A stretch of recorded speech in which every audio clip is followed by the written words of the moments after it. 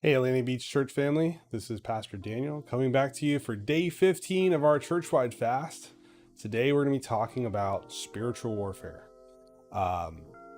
Now, spiritual warfare is a topic that I've always been very interested in, and it's one of those that the more you look into it, the more you see it around you.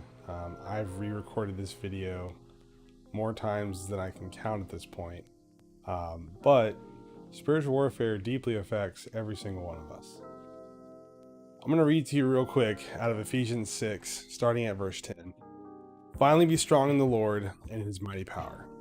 Put on the full armor of God so that you can take your stand against the devil's schemes.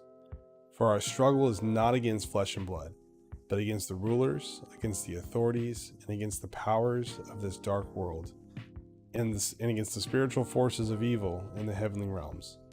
Therefore, put on the full armor of God, so that when the day of evil comes, you may be able to stand your ground, and after you have done everything, to stand.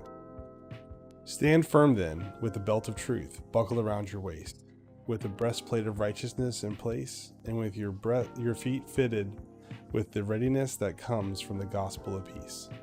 In addition to this, take up the shield of faith, with which you can extinguish all the flaming arrows of the evil one. Take the helmet of salvation and the sword of the Spirit, which is the word of God. And pray in the Spirit on all occasions, and with all kinds of prayers and requests. With this in mind, be alert and always keep on praying for all the Lord's people. Now, I know you've all been through a manner of spiritual warfare, and I know that that all of us have different battles that we have experienced living for God and in the faith of Jesus Christ.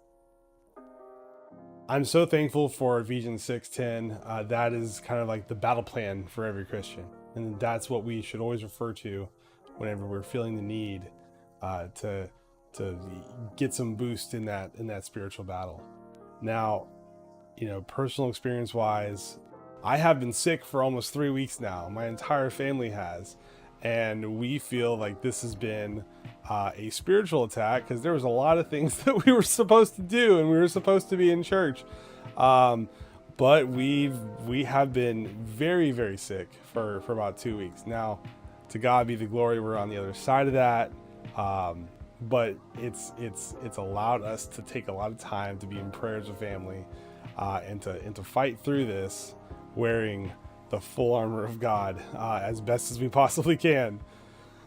Now, I know that as you fight through these battles, especially going through a fast, spiritual warfare can kind of come to the surface a bit.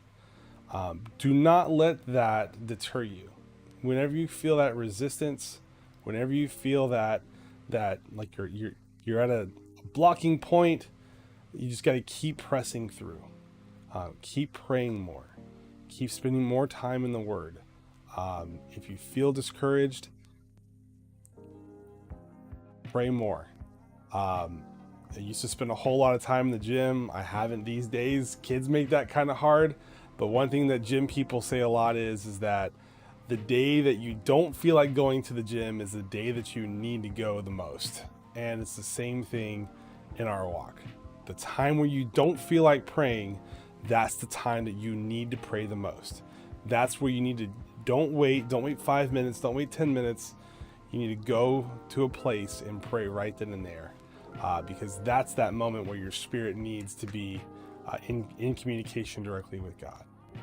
Church family, I hope this word blessed you. I pray that the rest of your fast is amazing and that God touches you through this fast.